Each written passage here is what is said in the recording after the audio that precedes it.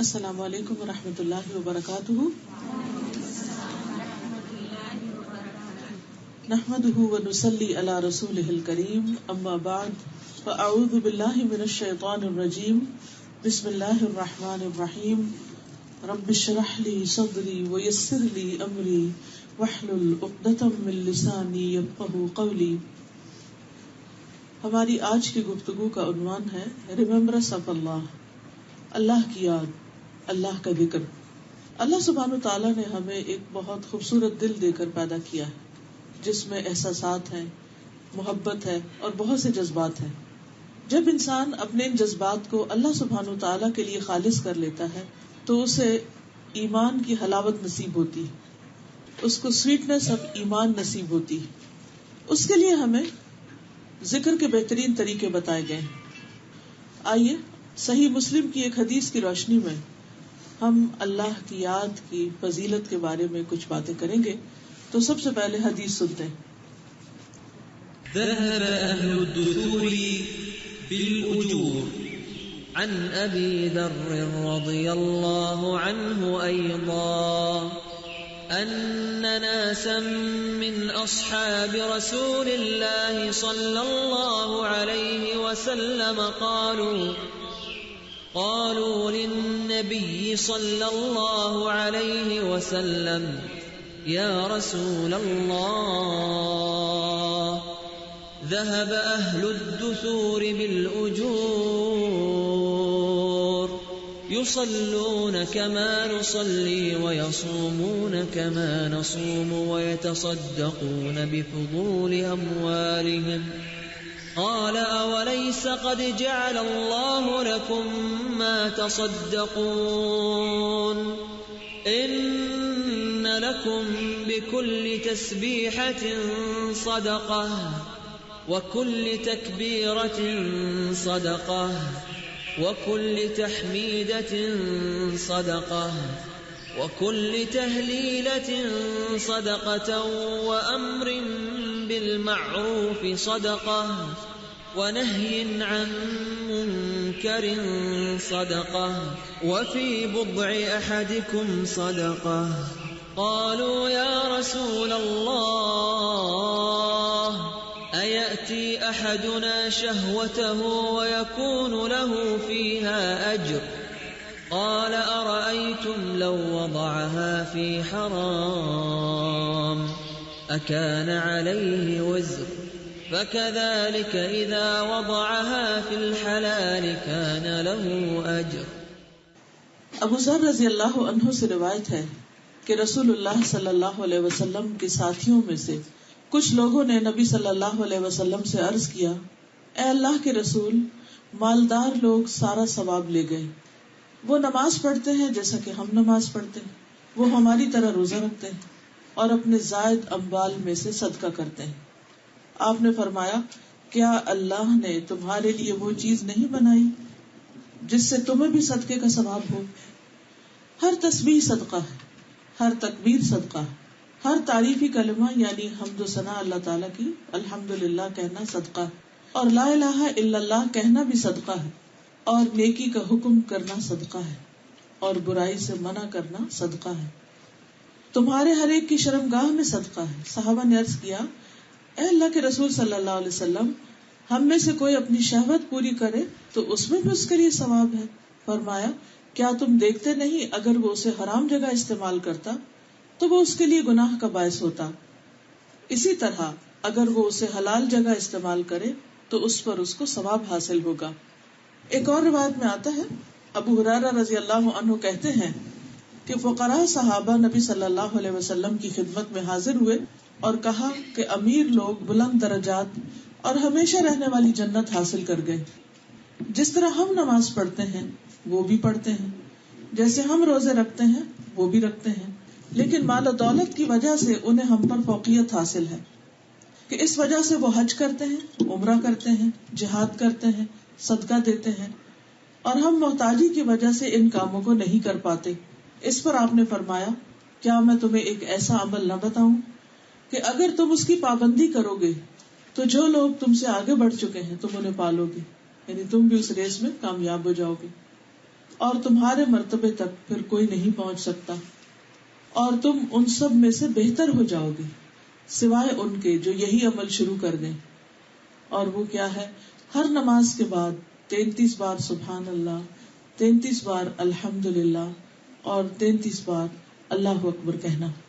یعنی ان کلمات کی پابندی، ان تسبیحات کی پابندی نماز کے بعد انسان کے درجات کی بلندی کا ذریعہ بنتی ہے، اور بہت سے وہ اور عمل نیکی کے جو عام حالات میں انسان نہیں کر سکتا، وہ ان تسبیحات کی پابندی کے ذریعے ان کا اجر حاصل کر لیتا ہے. لیکن اکثر ایسے ہوتا ہے کہ بہت سے لوگ نماز کے بعد فوراً ہی اٹھ جاتے ہیں مصلی سے. دل گھبرانے لگتا ہے اس تسبیح سے. شیطان اس سمپل سے کام کو جس میں 1.5 منٹ سے بھی زیادہ نہیں لگتا، یعنی 33 ٹائم اگر آپ آرام سے بھی سبحان اللہ کہیں تو میکسیمم ٹائم جو آپ کو لگے گا 1 منٹ اور 30 سیکنڈ لگیں گے. لیکن وہ وقت ہمارے لیے شیطان اتنا مشکل بنا دیتا ہے کہ وہ لگتا ہے پہاڑ ہے. لیکن جو لوگ اس کو کرنا چاہیں اللہ تعالیٰ ان کے لیے آسانی بھی کر دیتا ہے، اور اگر اجر سامنے ہو تو پھر کچھ بھی مشکل نہیں. کتنے ہی لوگوں کی خواہش ہوتی ہے کہ ہم حج پہ جائیں، عمرے پہ جائیں، کوئی بڑے بڑے خیراتی ادارے بنائیں، کوئی کام کریں، لیکن وہ نہیں کر پاتے. اور جو کرتے بھی ہیں تو وہ جانتے ہیں کہ اس کے پیچھے کتنی بڑی ایفرٹ لگتی ہے. لیکن بعض اوقات چھوٹی چھوٹی نیکیاں جن پر انسان پابندی اختیار کرتا ہے، استقامت اختیار کرتا ہے، ان کا اجر و ثواب کہیں زیادہ ہوتا ہے. کیونکہ اس میں ذکر تو اپنی جگہ ہے، ریممبرنس آف اللہ تو اپنی جگہ ہے، لیکن خصوصی طور پر اس کی جو پابندی ہے کہ مستقل مزاجی کے ساتھ اس کو کرنا، یہ اس کامیابی کی ہے. یہاں جن صحابہ نے آ کے نبی صلی اللہ علیہ وسلم سے عرض کیا، ان کا مقصد کوئی حسد نہیں تھا، کوئی شکایت لگانا نہیں تھا، کوئی کمپلینٹ یا کوئی فرسٹریشن کا اظہار نہیں تھا، بلکہ ان کو شوق تھا کہ اجر میں آگے بڑھ جائیں کسی طرح. کیونکہ تو اللہ کا حکم بھی ہے نا، فاستبقوا الخیرات، نیکیوں میں دوڑ لگاؤ، نیکیوں میں ایک دوسرے سے آگے بڑھو، اور جو آگے بڑھیں گے وہ آگے ہی جانے والے ہیں. والسابقون السابقون اولئک المقربون، کہ آگے جانے والے بس آگے جانے والے ہیں، اور یہی مقرب لوگ ہیں. یعنی ان لوگوں کو اللہ تعالیٰ کا قرب نصیب ہوگا. لیکن عموماً ہم دنیا کے معاملے میں تو مقابلے کرتے ہیں، لیکن آخرت کے معاملے میں ہم بہت سست رہتے ہیں. اچھا ابھی تو بہت وقت ہے، ابھی میرا یہ کام ہے وہ کام ہے، اور پھر ان نیکیوں کو بھول جاتے ہیں. تو اس لیے بہت ضروری ہے کہ ہمیں ان تمام چیزوں کا علم ہو جس میں انسان عمل کے بعد اللہ کا قرب حاصل کر سکتا ہے. ایک اور آیت میں آتا ہے سابقوا الى مغفرۃ من ربکم وجنۃ عرضها كعرض السماء والارض اعدت للذین آمنوا باللہ ورسلہ ذلک فضل اللہ یؤتیہ من یشاء واللہ ذو الفضل العظیم. اپنے رب کی بخشش اور اس جنت کی طرف ایک دوسرے سے آگے بڑھو. یعنی اللہ تعالیٰ تمہیں بخشش کی طرف بلاتا ہے، جنت کی دعوت دیتا ہے، یعنی دوسرے لفظوں میں نیک کام کرنے کی دعوت دیتا ہے کہ آؤ یہ اچھے اچھے کام کرو تو میں تمہیں معاف کر دوں گا، میں تمہارے درجے بلند کروں گا، تمہیں جنت الفردوس عطا کروں گا. فرمایا وہ جنت جس کی چوڑائی آسمان اور زمین کی چوڑائی کی طرح، اتنا بڑا گھر ہے، وہ ان لوگوں کے لیے تیار کی گئی ہے جو اللہ اور اس کے رسولوں پر ایمان لائے. یہ اللہ کا فضل ہے، وہ اس کو دیتا ہے جسے وہ چاہتا ہے. یعنی ہر ایک کو یہ نصیب نہیں ہوتا، اور اللہ تعالیٰ بہت بڑے فضل والا ہے.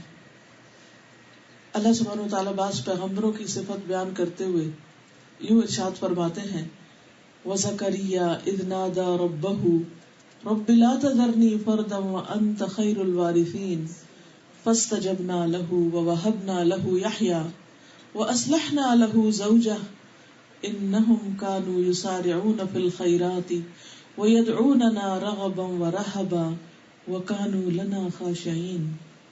اور زکریا جب اس نے اپنے رب کو پکارا، اے میرے رب مجھے اکیلا نہ چھوڑ، اور تو سب وارثوں سے بہتر ہے. یعنی سب وارث چلے جائیں گے، ختم ہو جائیں گے، لیکن تیری مملکت اور تیری حکومت اس کو کوئی زوال نہیں، تو ہمیشہ باقی رہے گا. فرمایا تو ہم نے اس کی دعا قبول کر لی اور اسے یحییٰ عطا کیا، اور اس کی بیوی کو اس کے لیے درست کر دیا.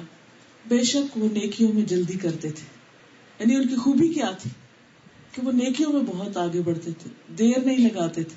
انتظار نہیں کرتے تھے، اور ہمیں رغبت اور خوف کے ساتھ پکارتے تھے. یعنی ایک طرف اللہ سبحانہ تعالیٰ سے ڈرتے تھے اور دوسری طرف امید بھی رکھتے تھے، اور وہ ہمارے لیے عاجزی کرنے والے تھے. یعنی جہاں اللہ کا حکم سامنے آیا وہی جھک گئے، پھر اپنی مرضی نہیں.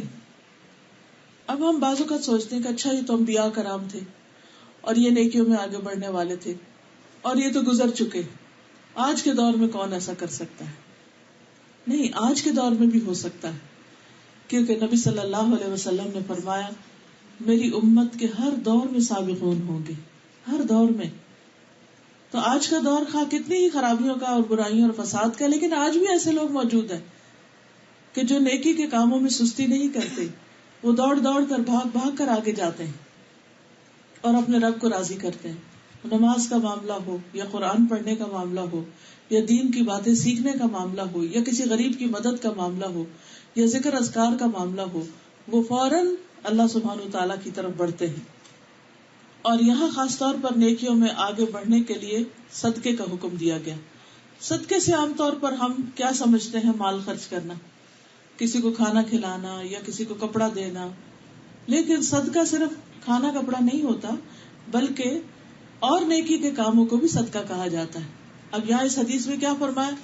ان بکل تسبیحۃ صدقہ، یعنی جب آپ کہیں گے سبحان اللہ تو یہ بھی صدقہ ہے، اور جب آپ اللہ اکبر کہیں گے تو صدقہ ہے، جب آپ الحمدللہ کہیں گے تو یہ بھی صدقہ ہے، جب آپ لا الہ الا اللہ کہیں گے تو یہ بھی صدقہ ہے. وَأَمْرٌ بِالْمَعْرُوفِ وَنَهْيٌ عَنِ الْمُنْكَرِ صدقہ، نیکی کا حکم دینا اور برائی سے روکنا، یعنی کسی کو اچھی بات بتانا اور کوئی غلط کر رہا ہو تو اس کو روکنا کہ بھئی یہ نہ کرو، یہ تمہارے لیے نقصان دہ ہے، یہ بھی صدقہ ہے.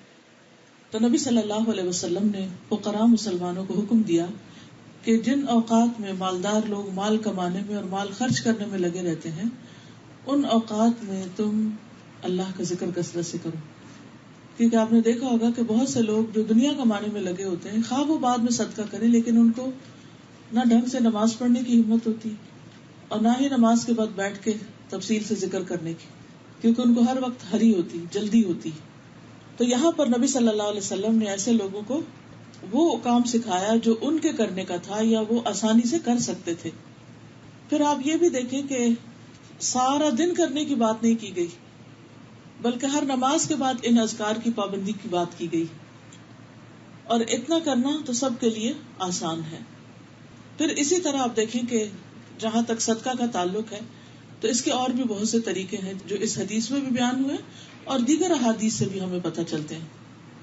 ابو ذر کہتے ہیں نبی صلی اللہ علیہ وسلم نے فرمایا تم میں سے ہر ایک کے اس پر صبح کے وقت صدقہ لازم ہے. یعنی جب صبح اٹھتے ہیں تو ہم سب کے اوپر صدقہ لازم ہو چکا ہوتا ہے اور ہم سب کو کرنا چاہیے. میں نے کہا اللہ کے رسول صلی اللہ علیہ وسلم میں کیسے صدقہ کروں جبکہ میرے پاس تو کوئی مال ہی نہیں ہے؟ آپ نے فرمایا سبحان اللہ، الحمدللہ، لا الہ الا اللہ، استغفر اللہ کہنا صدقے کے دروازے. امر بالمعروف نہی عن المنکر بھی صدقہ.